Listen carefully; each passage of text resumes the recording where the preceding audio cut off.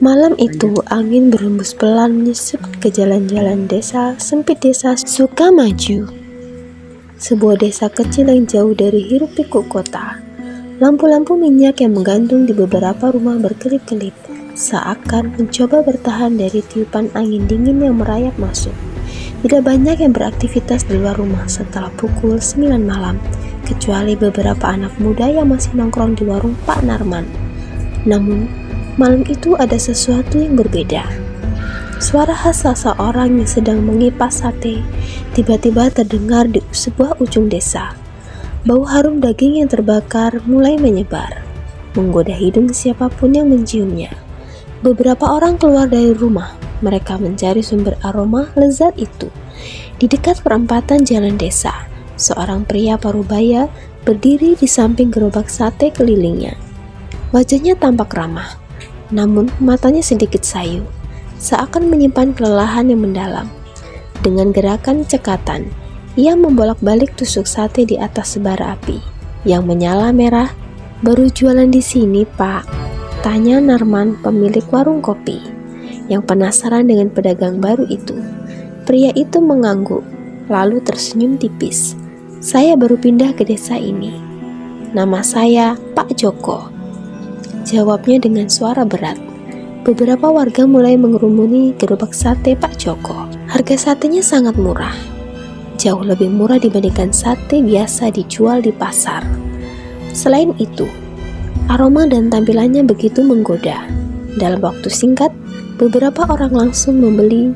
Satenya enak, dagingnya empuk, puji seorang pemuda setelah mencicipi satu tusuk sate Pak Joko. Pak Joko hanya tersenyum dan terus membakar satenya. Matanya sesekali menatap lurus ke jalan gelap di seberang perempatan, seakan mengawasi sesuatu. Malam itu saat Pak Joko laris manis, warga desa mulai menyukainya. Dan tanpa disadari, keberadaannya mulai menjadi bagian dari rutinitas malam di desa Sukamaju. Namun ada satu hal yang janggal. Tidak ada yang pernah melihat dari mana Pak Joko datang dan kemana dia pergi. Setelah selesai berjualan, tak ada satupun warga yang menaruh curiga pada awalnya. Semua orang hanya terbuai oleh kelezatan sate murah yang ia jual. Namun, mereka tidak tahu bahwa kedatangan Pak Joko adalah awal dari sesuatu yang mengerikan. Sudah hampir seminggu sejak Pak Joko mulai berjualan di desa Sukamaju. Setiap malam, tepat pukul 9 ia datang tanpa suara, seolah-olah muncul begitu saja dari kegelapan. Seperti biasa, wangi sate yang dibakarnya menyebar ke seluruh penjuru desa, menarik para warga keluar dari rumah. Namun, beberapa orang mulai merasakan sesuatu yang aneh. Malam itu, Narto, seorang petani tua yang sering membeli sate Pak Joko, tiba-tiba terbangun dari tidurnya dengan tubuh penuh keringat. Napasnya tersengal, matanya liar menatap sekeliling kamar yang gelap.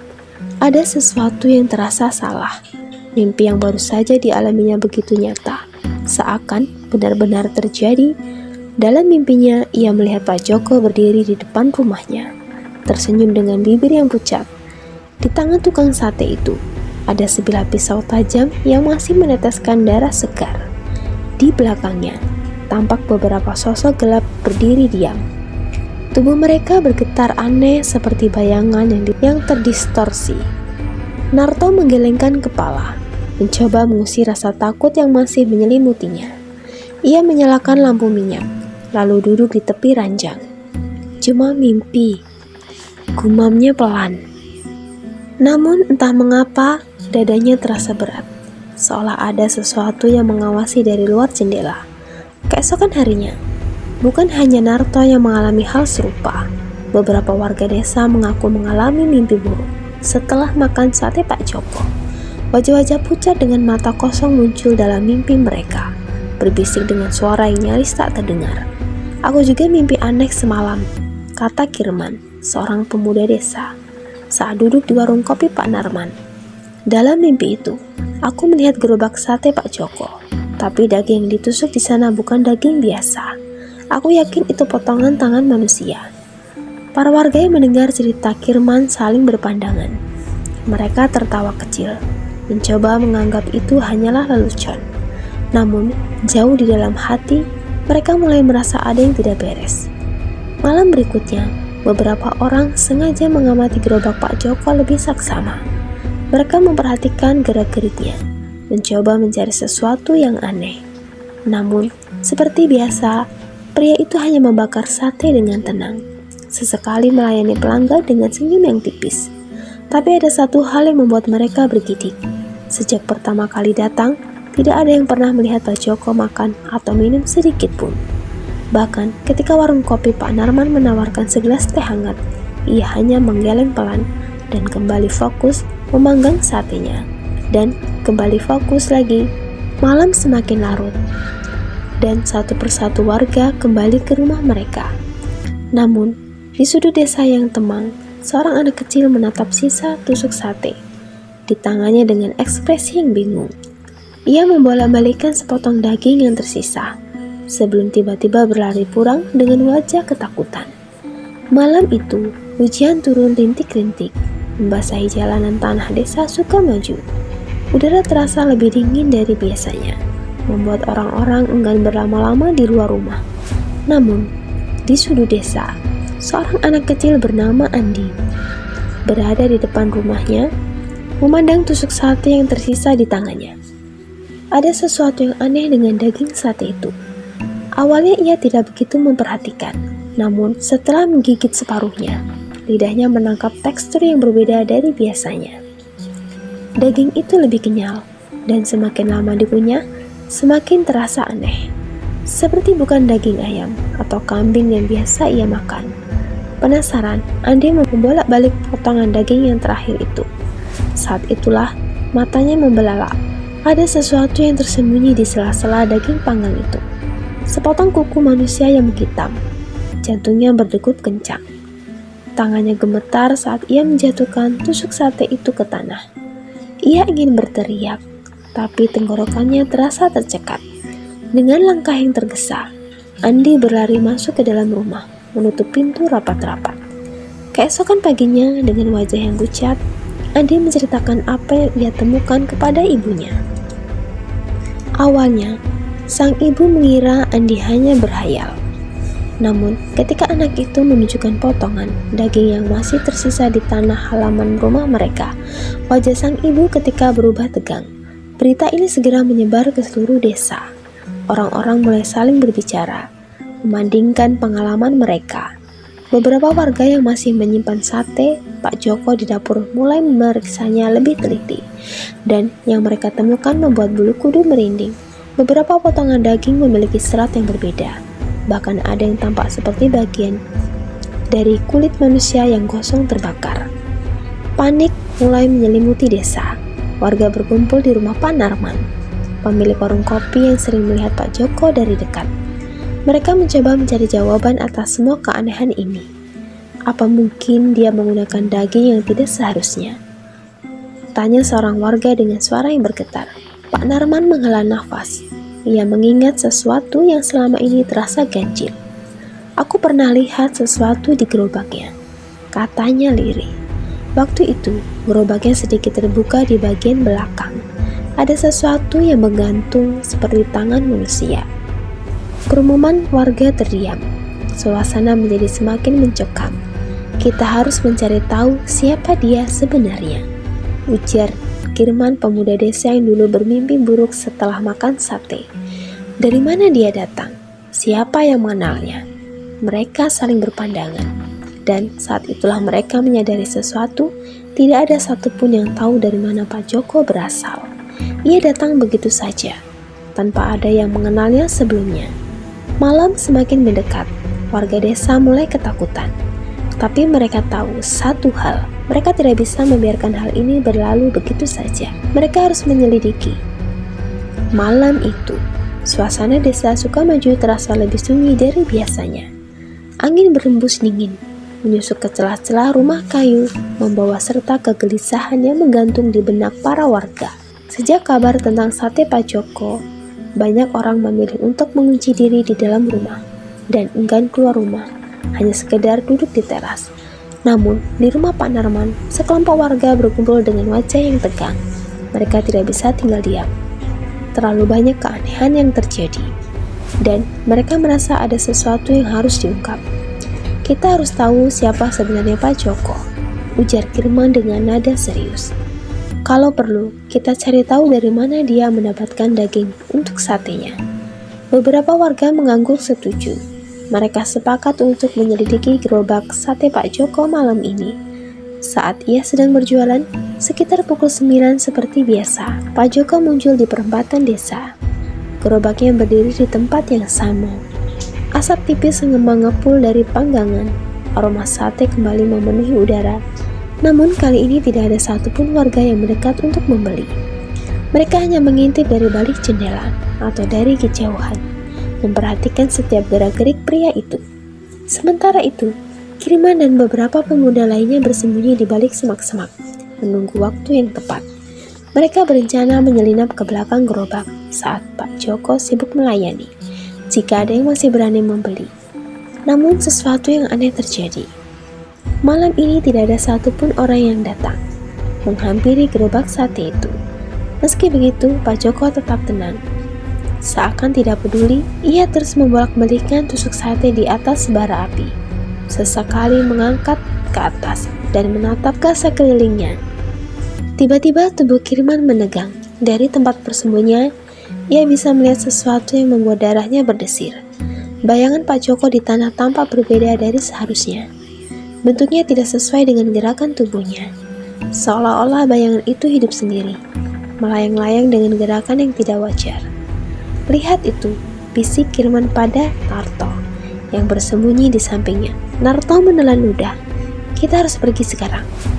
Namun, Kirman tidak mau menyerah. Ia memberi isyarat kepada teman-temannya untuk bersiap. Saat dirasa aman, ia merayap pelan mendekati bagian gerobak di belakangnya.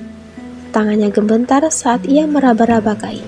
Terpal yang menutupi sebagian gerobak itu, dengan hati-hati ia mengangkat sedikit kain tersebut, berharap menemukan petunjuk.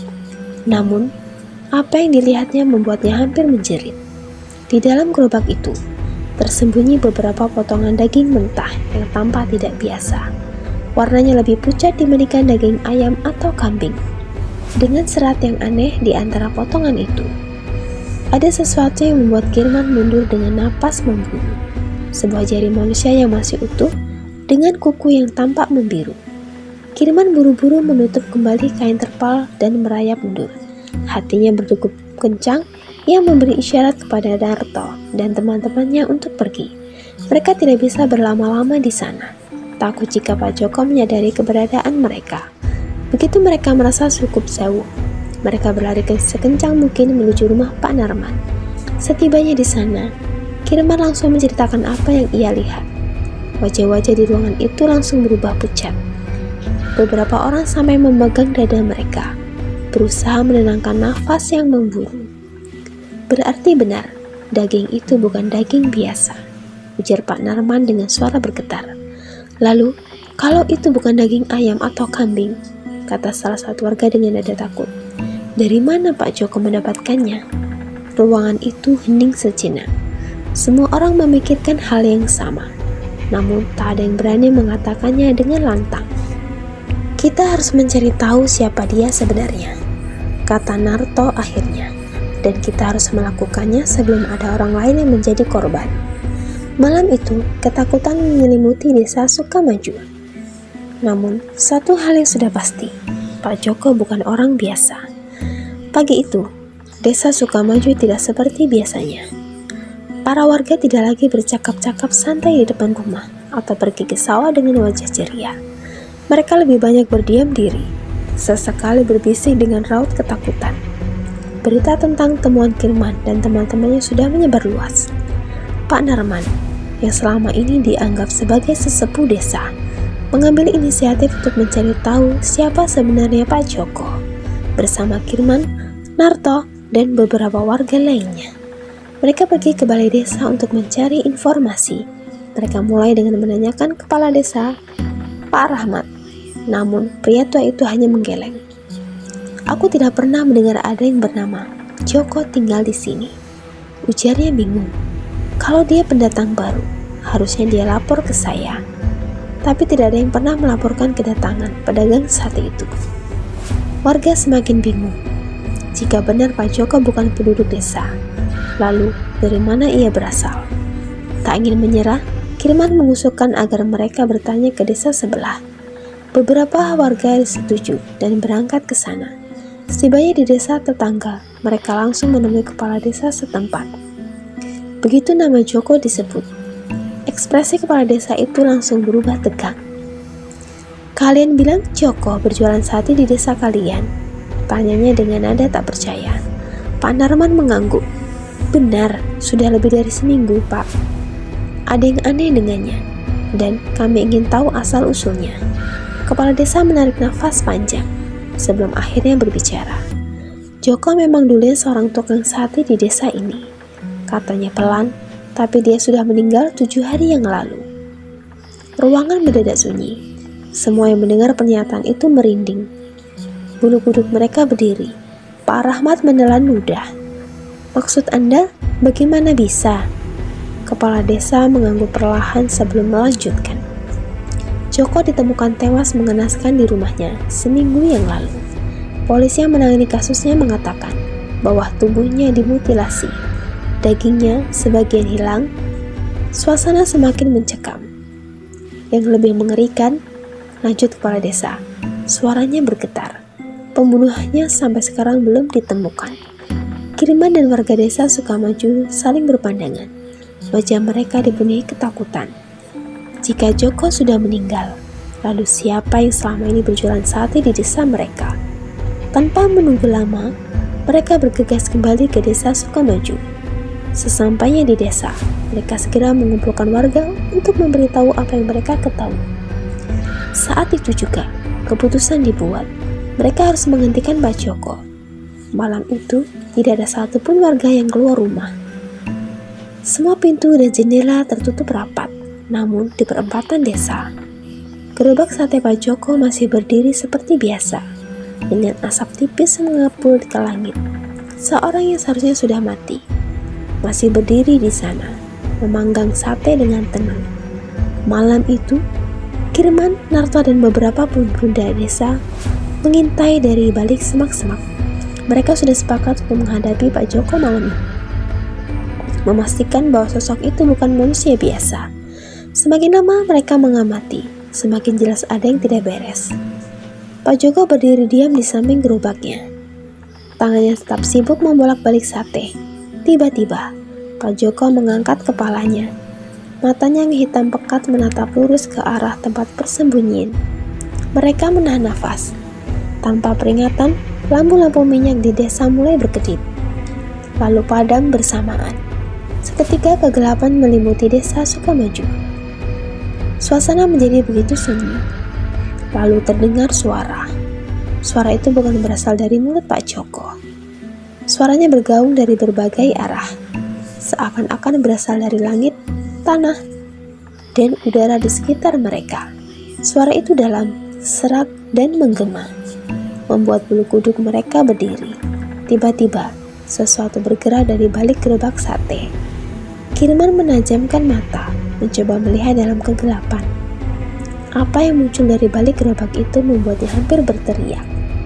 Sosok-sosok tanpa wajah berdiri diam di sana. Tubuh mereka kurus, kulit yang pucat dengan bekas luka yang menghitam.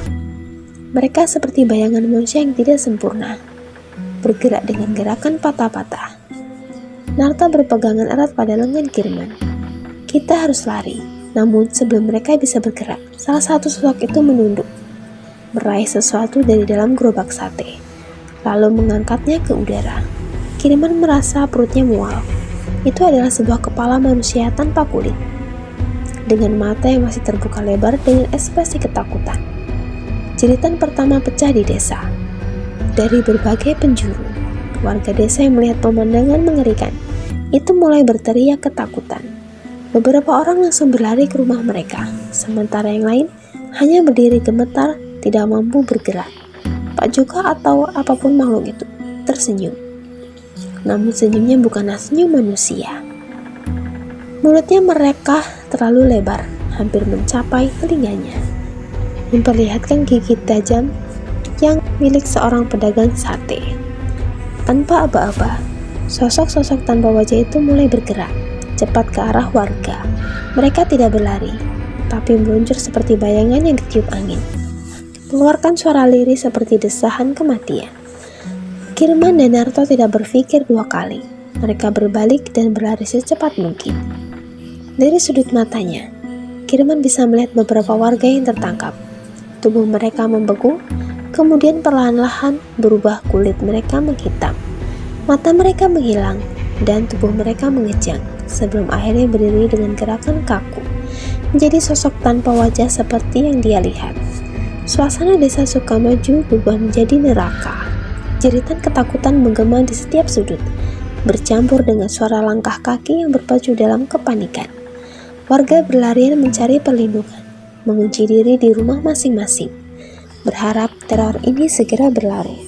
Namun mereka tahu, apapun yang sedang terjadi bukanlah sesuatu yang bisa dihindari. Hanya dengan bersembunyi, Kirman, Narto, dan beberapa pemuda desa berhasil mencapai rumah Pak Narman. Mereka mengunci pintu rapat-rapat. Napas mereka masih memburu. Dari balik jendela, mereka bisa melihat sosok-sosok tanpa wajah berkeliaran di jalanan. Tubuh mereka bergerak kaku namun cepat, seakan mencari mangsa berikutnya. Pak Narman yang sejak tadi berusaha menenangkan warga, berlindung di rumahnya, akhirnya angkat bicara. Kita tidak bisa terus begini. Kita harus mencari cara untuk menghentikan ini. Kirman mengangguk, meski ketakutan masih mencengkram dirinya. Tapi bagaimana, Pak? Makhluk-makhluk itu bukan manusia lagi. Darto yang sedang tadi terdiam tiba-tiba teringat sesuatu. Dulu kakekku pernah bercerita tentang arwah penasaran yang kembali ke dunia karena kematiannya tidak wajar. Mereka biasanya harus dikembalikan ke tempat asalnya atau diberikan penghormatan yang layak. Pak Narman mengangguk pelan. Itu masuk akal. Joko meninggal secara mengerikan, jasadnya dimutilasi dan mungkin tidak dikuburkan dengan layak. Mungkin arwahnya kembali untuk menuntut balas. Tapi kita bahkan tidak tahu di mana jasadnya, sahut salah satu warga. Tiba-tiba Kirman tersentak. Gerobak sate itu, semua mata tertuju padanya. Waktu itu aku melihat ke dalam gerobak. Ada potongan tubuh manusia di sana. Bagaimana kalau bagian tubuh Joko masih ada di dalamnya? Narto menelan ludah. Kalau benar begitu, kita harus menghancurkan gerobaknya. Pak Narman berpikir sejenak. Bukan hanya menghancurkan, kita harus membakar semuanya. Jika benar roh Joko masih terikat di sana, itu mungkin satu-satunya cara untuk menghentikan ini. Meskipun ketakutan masih menguasai mereka, mereka tahu bahwa ini satu-satunya jalan penyergapan di perempatan desa. Dengan membawa obor dan segala keberanian yang tersisa, Kirman, Narto, dan beberapa pemuda desa keluar dari rumah Pak Narman. Mereka berjalan hati-hati menuju perempatan desa. Tempat gerobak sate masih berdiri. Pak Joko masih di sana. Wajahnya tetap datar, matanya kosong, seolah sadar bahwa waktunya semakin dekat. Sosok-sosok tanpa wajah berdiri di sekelilingnya, seperti pelayan setia menunggu perintah. Kirman memberi isyarat kepada teman-temannya. Mereka harus bergerak cepat. Dengan langkah mantap, mereka mendekati gerobak. Salah satu pemuda membawa jerigen berisi minyak, siap untuk menyiramkan cairan itu ke kayu gerobak yang sudah tua. Namun sebelum mereka bisa bertindak, Pak Joko tiba-tiba bergerak. Matanya yang hitam pekat berubah menjadi merah menyala, dan tubuhnya mulai bergetar hebat. Suara mendesing memenuhi udara, diikuti oleh jeritan panjang yang bukan berasal dari suatu suara, melainkan banyak suara yang bergabung menjadi satu. Sosok tanpa wajah itu mulai bergerak. Mereka meluncur dengan kecepatan mengerikan ke arah para pemuda desa. Kirman tidak membuang waktu. Dengan tangan gemetar, ia mengambil obor yang dibawanya dan melemparkannya ke arah gerobak yang sudah disiram bensin. Api segera menyambar. Gerobak sate Pak Joko terbakar dalam hitungan detik. Lidah api melalap, kayunya terbakar. Bau daging terbakar menyeruak di udara. Tetapi bau itu bukan aroma sate, melainkan bau anyir yang begitu menyengat hingga membuat mereka mual. Pak Joko menjerit, tubuhnya bergetar semakin hebat. seolah-olah ada sesuatu yang merobek dirinya dari dalam. Sosok-sosok tanpa wajah juga mulai melengking. Tubuh mereka mengejang sebelum satu persatu menghilang menjadi sekepulan asap hitam. Para pemuda desa terus mundur, menyaksikan api semakin membesar. Lalu, tepat sebelum gerobak itu runtuh, Pak Joko menatap Kirman untuk terakhir kalinya. Kali ini bukan dengan mata penuh kebencian, tapi dengan tatapan yang anehnya pasrah. Saat kemudian tubuhnya mencair seperti lilin yang meleleh dalam kobaran api, sebelum akhirnya menghilang sepenuhnya. Lalu keheningan kembali menyelimuti desa. Setelah api padam, ketika matahari mulai terbit, warga desa keluar dari rumah mereka, melihat sisa-sisa gerobak yang sudah menjadi abu. Tidak ada lagi tanda-tanda Pak Joko atau makhluk-makhluk mengerikan itu. Pak Narman menghela nafas panjang. Semoga ini benar-benar berakhir. Kirman memandang langit yang mulai cerah, mencoba meyakinkan dirinya bahwa teror ini sudah berlalu. Namun jauh di dalam hati, ia tahu beberapa hal tidak pernah benar-benar hilang. Meskipun desa kembali sunyi, hawa aneh masih terasa menggantung di udara, seperti ada sesuatu yang belum pernah pergi sebelumnya. Pak Narman memperlihatkan wajahnya yang tampak serius. Meskipun gerobaknya sudah hancur, aku tidak yakin roh Joko benar-benar pergi. Kita harus meminta bantuan seseorang yang mengerti hal seperti ini. Semua orang terdiam, lalu mengangguk setuju. Akhirnya Kirman, Narto, dan beberapa pemuda desa ditugaskan untuk menemui seorang dukun sakti yang dikenal yang mengerti akan semua hal ini. Semua orang terdiam, lalu mengangguk setuju. Akhirnya, Kirman, Narto, dan beberapa pemuda desa ditugaskan untuk pergi ke desa sebelah menemui dukun tersebut yang dikenal memiliki kemampuan mengusir roh jahat. Menjelang sore, mereka tiba di rumah Mbak Surti, seorang perempuan tua yang dikenal sebagai dukun sakti. Rumahnya kecil dan dipenuhi aroma dupa yang menusuk. Begitu mereka menceritakan apa yang terjadi, raut wajah Mbak Surti berubah serius. Kalian sudah membuat kesalahan dengan membakar gerobaknya, katanya pelan. Matanya menatap tajam. Roh yang meninggal dengan tidak wajar tidak akan langsung hilang, hanya karena tempat bersemayamnya dihancurkan. Sebaliknya, itu bisa membuatnya semakin liar. Kirman menelan ludah. Jadi, apa yang harus kami lakukan, Mbak? Mbak Surti menghela nafas panjang sebelum akhirnya berbicara. Kita harus melakukan ritual pengusiran.